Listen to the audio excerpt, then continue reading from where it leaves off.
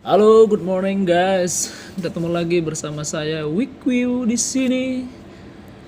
So this morning I would like to explain about the important thing of EGDIS operational, how to use EGDIS, the important tools. Ya, mungkin begitulah kira-kira. Jadi saya ingin coba jelasin yang penting-penting aja yang ada di EGDIS.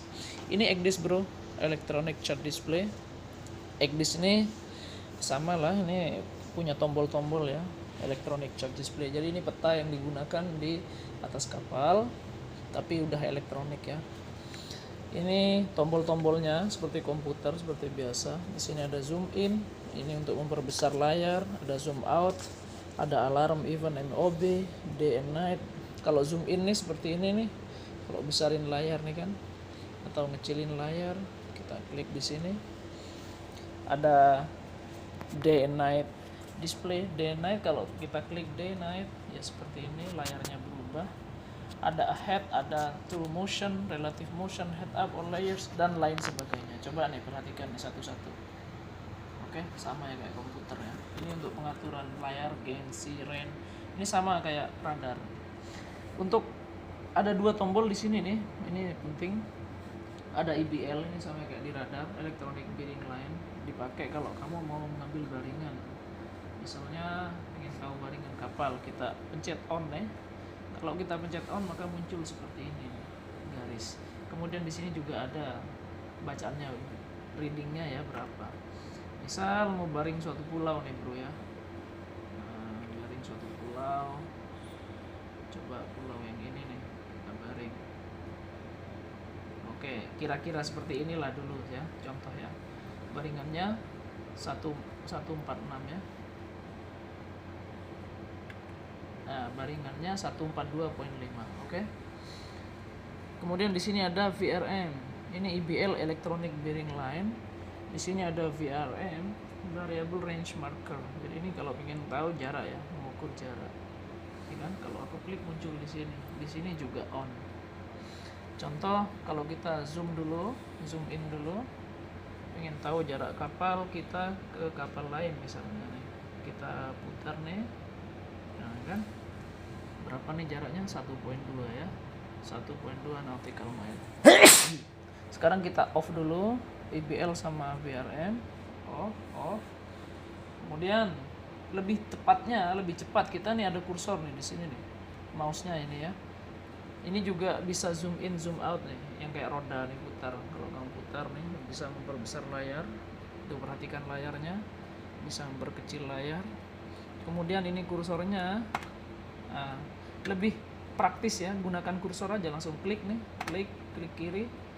Kita misal pengen tahu jarak kapal sama baringannya, langsung muncul nih di sini 321, jaraknya 1.2 kan begitu ya. Anatolik, apa nama kapalnya, Kolotkin, Anatolik Kolotkin gitu ya, kira-kira seperti itu. Kemudian di EGDIS ini ada tampilannya seperti biasalah, ada heading, haluan kapal ya, heading, speed through water, cost overground, speed overground, dan lain sebagainya. Kemudian di samping-samping ini ada beberapa bagian yang penting. Misal teman-teman mainkan EGDIS nih, terus kapalnya hilang, nggak muncul di radar, di displaynya, di screennya nggak ada. Duh, di mana ya kapalnya ya? Nah, misalnya ini kita bisa pakai tombol ahead. Ahead ini kalau diklik kapalnya akan muncul sendiri. Ahead, nah kan kapalnya muncul sendiri di sini. Oke? Atau kita menggunakan move ship symbol, bisa menggunakan move ship symbol. Ini bedanya, kalau move ship symbol di saat kamu klik move ship symbol nanti kursornya letakkan di mana. Misalnya mau letakkan di sini, kapal mau ditaruh di sini nih, bawa aja kursornya ke sini nih. Nah, kapalnya akan berpindah ke sini. Seperti itu, bro ya. Kita zoom in lagi. Di sini ada head up, ada north up, ada course up. Ini sama kayak di radar. Kalau head up ya itulah headingnya ada di atas, course up juga sama, north up juga sama. Sekarang kita balik ke north up biar sama kayak di peta ya. Ya, heading kita 029 ya bro, arahnya headingnya. Di sini ada true motion sama relative motion. Ini pengaturan aja. Kita mana yang kita mau pilih, mau relatif atau mau true. Tergantung kamu, bro. Di sini juga ada zoom in, zoom out nih. Pinter plus ya zoom in, besarin. Ada zoom out, bisa. Di sini ada original scale. Nah, scale-nya mau berapa? Ini scale peta nih. Kalau kamu klik nih, mengecil kan scale-nya. Jadi ini original scale-nya seperti ini peta ini. Kalau kamu klik original scale-nya seperti ini. Tapi kalau gini kan terlalu kecil kayaknya ya. Karena kita lagi di anchor juga, nggak jelas kan, terlalu kecil. Kita putar nih rodanya lagi. Kita zoom in lagi sedikit biar lebih jelas. Di sini ada I nih, bro. I itu info ya. Kalau misal bro pengen tahu info yang ada di sini, di sekitaran sini, atau yang disebut dengan presentation library ya. Presentation library itu info-info ya yang ada di peta sini. Klik aja nih di mana aja nih. Klik dulu I-nya, taruh aja kursor di mana atau peta sini lah. Nah, maka akan muncul seperti ini, bro. User map, laser, manual correction, laser, rifle, object, circle object, dan lain sebagainya. Contoh kita ke bawahin lagi. Manual correction, ada polygon objects, ada objects info, ada kan presentation library edition 400. Jadi di sini nih info-info yang ada untuk peta ini. Kapan last update-nya juga ada nih kan, last update 14 September 2020. Horizontal datum WGS 84, vertical datum mean sea level, dan lain sebagainya. Ini info-info peta yang kita punya. Jadi info yang aku klik tadi ini, bro ya. Tapi kalau misalnya bro, teman-teman nih pengen tahu info detail suatu objek misalnya nih. Nah, teman-teman pengen tahu info soal apa nih? Coba kita cari di sini buoy atau apalah ya yang ada di daratan sini ya, dekat-dekat sini ya. Misalnya mana nih? Contoh buoy inilah ya, buoy ini.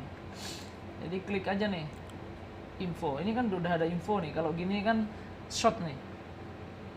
Ini kan name Longko Gangku 100 light. Ini kan flashingnya berapa, bearing berapa, distance berapa. Tapi kalau bro pencet gini juga bisa nih. Bawa nih langsung klik. Nah, munculnya seperti ini. Ini lebih detail. Jadi ini lebih detail. Ini informasinya lebih lengkap. Misalnya buoy, nama buoynya apa, literal mark, can shape literal buoy, rate simplified, pillar, port, hand literal mark, dan lain sebagainya. Jadi bisa dibaca sendiri. Kedalamannya juga kan. Navigational system of mark. Ya, ayalah E, kita di region E kan, bro. Ya seperti itulah. Terus magnetic variationnya, malah ada magnetic variation juga kan di sini. Muncul semua lebih lengkap. Jadi itu kalau kita mau pengen tahu info suatu objek yang lebih detail. Kemudian di sini ada quick distance tool. Quick distance tool ini sama nih untuk mengukur jarak dari kamu atau dari mana aja nih, bisa nih. Misal dari garis ini ke kapal misalnya ya, contoh kecil ya. Kita pakai ram line. Klik di sini. Dari sini nih misal ya. Nah, itu kan muncul kan total distance 087. Atau kita tambah nih ke sini, tarik lagi ke sini bisa kan, tarik lagi ke sini. Ini contoh. Jadi kalau kita mau buat passage plan juga bisa nih, perkiraan aja, rough dulu ya. Misal kita mau buat route, kita bisa menggunakan ini. Tapi ini hanya perkiraan saja. Coba ke sini lebih cepat kan. Nih dari garis sini ke sini total 243 nautical mile. Contoh seperti itu aja lah. Jadi ini hanya digunakan untuk quick distance tool. Kalau ini hanya show chart. Ini show chart. Terus ini transact integrator. Terus ini day night sama ini user configuration. Ini kalau kamu mau update bisa kamu klik sini. Ini kan muncul kan di bawah.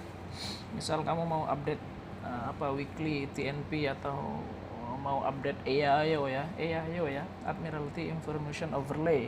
Kamu langsung ke Navy Planner, di sini nanti muncul menunya update seperti itu. Tapi itu nanti aja lebih detailnya ya.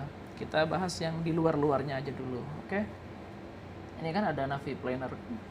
Nanti kalau tahu kita klik nih Navy Planner, nanti muncul nih data menu update-nya dan lain sebagainya. Kita mainkan di luarnya aja dulu, bro, oke? Kemudian di sini sama nih seperti ini nih. Ada overlay AIS ARPA. Ini kan connect ke radar, bro ya. Ini connect ke radar. ARPA A, ARPA B ya. Kita connect ke radar. Kebetulan ini EGDIS slave. Ini kan ada slave. Slave ini berarti dijadikan backup. Kalau yang main-nya ada di EGDIS sana tuh. Coba videonya itu. Nah, itu di sana EGDIS satunya. Itu yang main. Master namanya, master. Jadi di kapal tuh harus ada 2 EGDIS. Yang pertama sebagai master atau main EGDIS, yang kedua sebagai backup gitu. Ini kalau kamu mau ngubah jam, ini kan jamnya sekarang pakai ship's time ya. Kalau mau diubah ke UTC ya tinggal ubah UTC kan, jadinya UTC. Jadi yang di sini jam UTC ini 23.24. Jadi sekarang jam 23.24 di Inggris sana ya. Oke, kita ganti lagi ke ship's time. Ini seperti biasa GPS position. Terus ini last update untuk petanya. Ini update 2 weekly 47 tahun 2020. Ini ada menu penting nih di sini nih, banyak sekali. Coba yang menu-menu penting. Nah, kalau kita lagi jalan nih, bro, misal dari Indonesia ke Brazil, kita pengen tahu route data. Route data itu kayak gini nih. Jadi ini ada beberapa waypoint nih kan. Dari Berth Kosmino, Russia ya, Rusia, ke pilot station misalnya. Contoh nih ke pilot station nomor 3 misalnya. Jadi ini ITE jam tanggal 26 bulan 11 2020, jamnya berapa, terus jaraknya berapa. Itu ya. Atau kita ke sini nih. Bisa pilih kok, bro, ini, bro. Bisa ke outer TSS misalnya. Cuman kita lagi di anchor jadi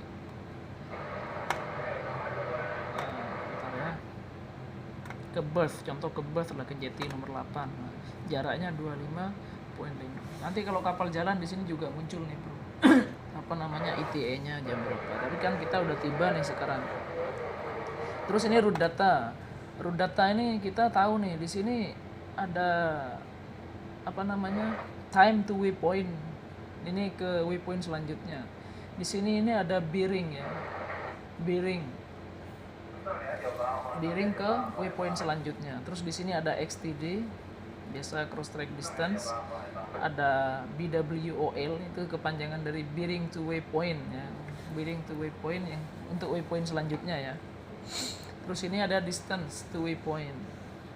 Distance to waypoint 24 itu gitu. Jarak ke distance 24 itu berapa? Terus XTD ini kalau kita bawa kapal nih, ini kan garis haluan kita nih, bro. Garis route yang kita buat ya. Terus di sini kan ada jarak nih kanan kiri nih. Yaitu kalau kapal nih keluar dari sini berapa derajat, berapa nautical mile atau berapa kabel ke kanan atau ke kiri.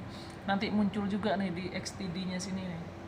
Kayak contoh nih kayak gini nih, 0.81 nautical mile port, berarti kita jatuh kiri ya. Kan posisinya di sini nih harusnya kalau jalan.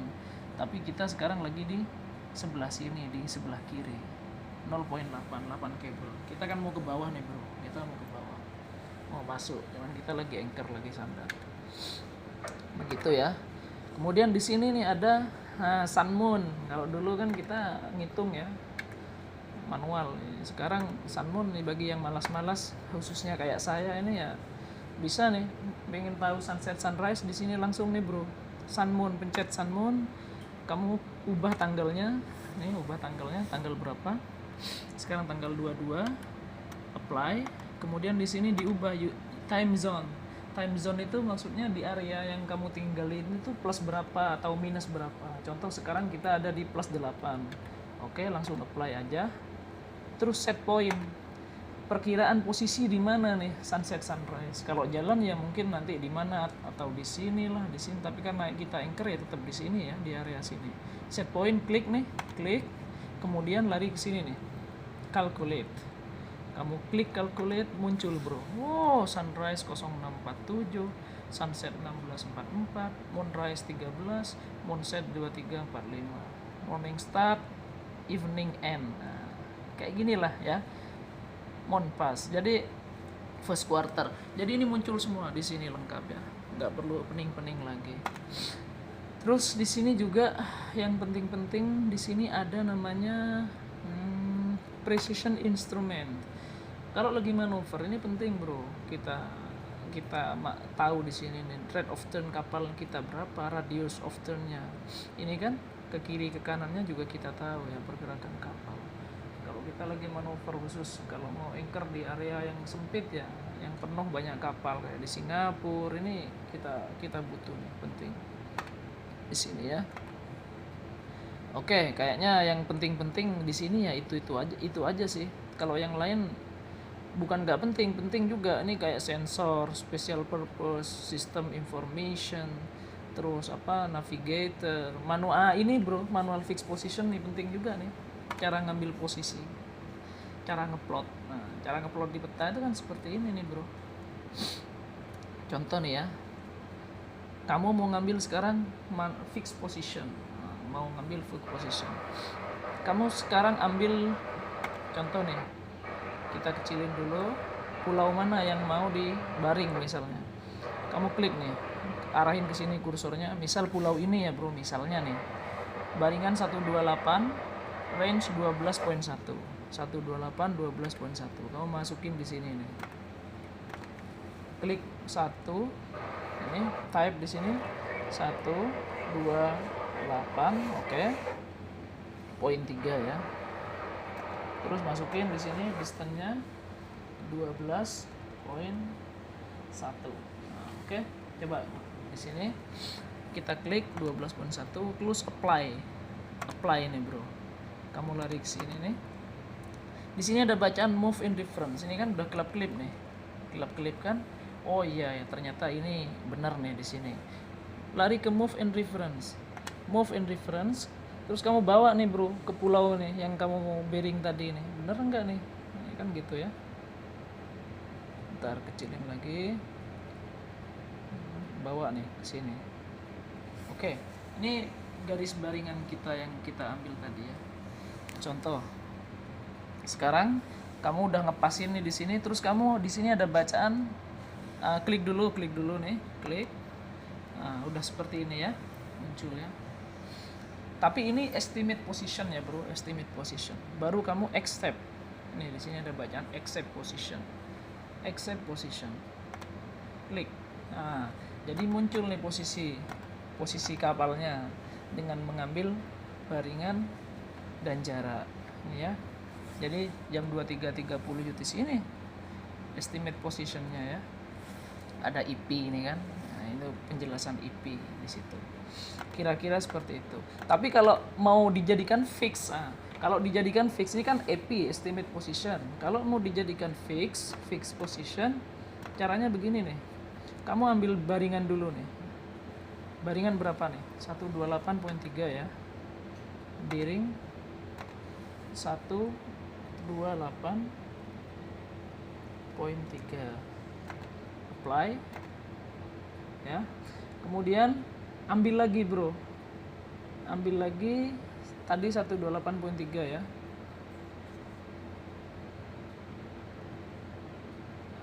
Ambil lagi 128.3, jaraknya tadi 12.1.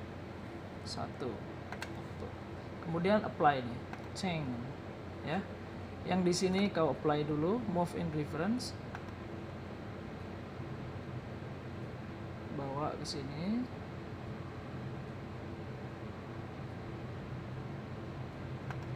Nah, kemudian yang satunya move in reference juga. Kira-kira di sini lah ya.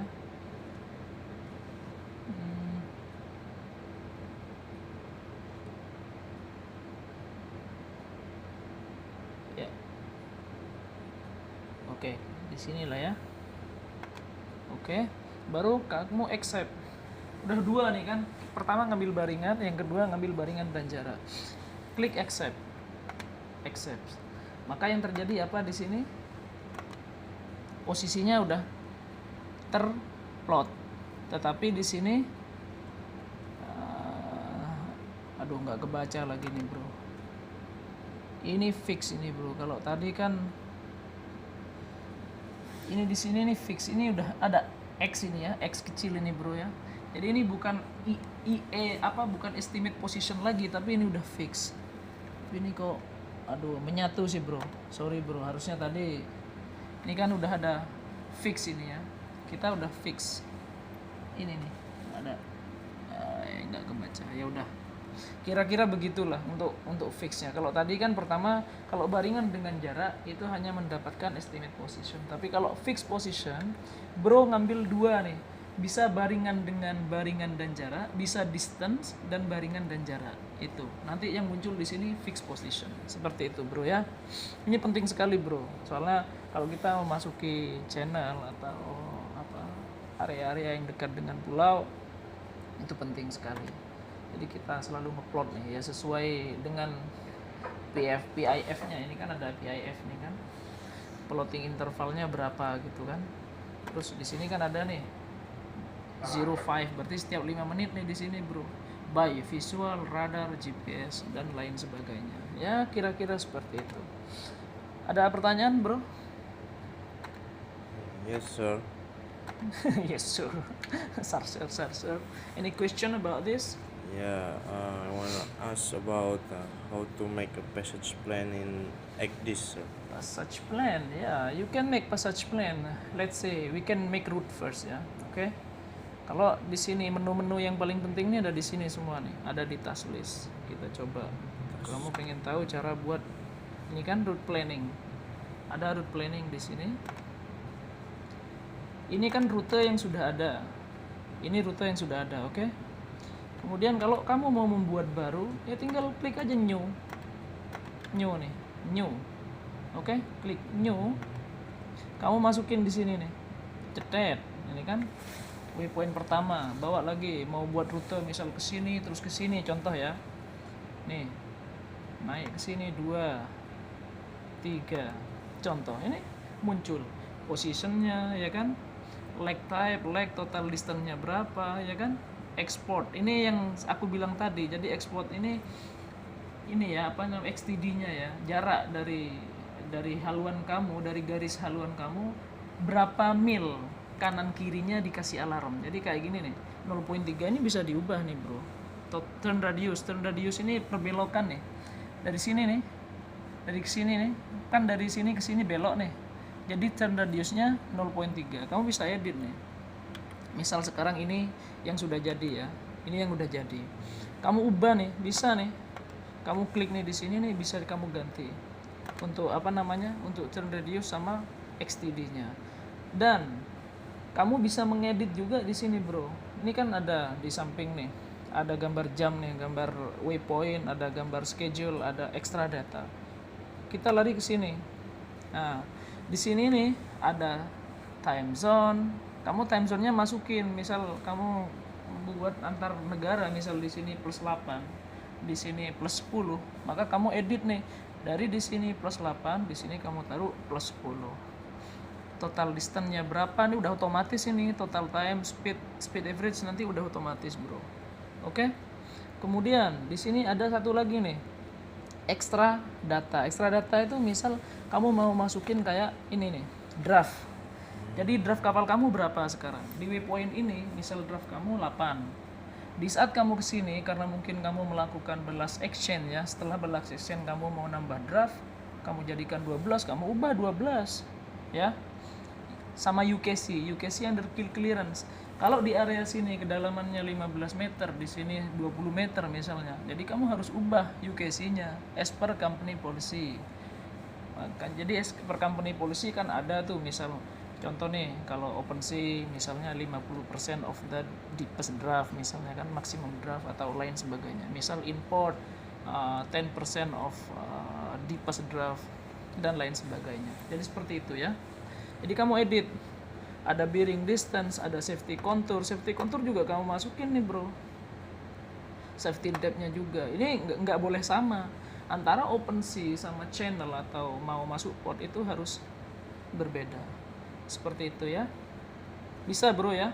Jadi di sini nih kamu bisa mainkan lah seperti itu. Ini namanya kamu bisa edit, bisa ubah. Di sini kan ada no name nih, kamu kasih nama Wikiu atau apalah dan lain sebagainya. Karena ini hanya contoh, jadi nggak usah disimpan ya. Contohnya seperti itu. Nah, itu ya bro ya. Tapi kalau misal kamu mau load atau unload, karena ini kita pakai backup, nanti pakainya yang apa namanya? Pakainya yang master. Kalau kamu udah buat misalnya udah oke, baru kamu save. Kasih nama, terus kamu save. Baru kamu load. Kalau mau diaktifkan rootnya load, terus di sini nih muncul nanti monitoring. Kamu klik monitoring. Begitu ya. Kira-kira. Saya X dulu ya ini ya. Ini kan nggak penting nih. Ini kan root no name 09 nih. No name 09 is modified. Do you want to save the change? No. Ya? No ya. Oke. Udah hilang tuh, bro. Jadi seperti itu. Paham ya? Nah, nanti kalau kamu udah buat rute tadi itu, saya ada lupa nih. Klik di sini nih. Check route. Jadi nanti dia muncul, bro. Scan dia muncul check route. Routemu ini aman enggak nih gitu. Atau jangan-jangan route yang kamu buat melewati shallow water yang tidak aman, atau melewati wreck atau rock atau apalah, rock and roll dan lain sebagainya ya. Ya seperti itulah. Oke? Gitu. Jadi dibuat aman gitu. Nanti setiap waypoint itu diklik singkatnya seperti itu, dicek satu-satu. Setiap satu waypoint atau per leg kamu cek satu-satu kedalamannya ya kan. Gimana keamanannya gitu ya. Terus input navigational warning. Masukin juga remark misalnya no go area dan lain sebagainya ya. Oke. Good morning. Jadi seperti itu. Remark no go area atau pilot station atau reporting line dan lain sebagainya ya. Misal kamu masuk VTS dan lain sebagainya. Ya contoh singkatnya seperti itu. Paham ya? Oke, ada pertanyaan lagi? Bagaimana kalau dengan shallow contour? Oh, cara masukinnya ya. Contour, safety deep sama deep contour. Cara masukinnya. Iya, semua perusahaan beda-beda. Ada ada company policy tersendiri soal shallow contour, safety depth and deep contour. Tapi kamu masukinnya di sini nih. Klik task list monitoring, oke? Monitoring. Ini ada nih safety alert. Kamu ada di sini shallow contour, safety contour, kamu bisa edit nih, bro. Kamu mau masukin berapa? Safety depth contour. Ya yang pasti sesuai dengan company policy-nya, ya. Di sini kan ada nih, misal nih shallow contour, vessel maximum draft dalam kurung a straightforward no go area, ya kan?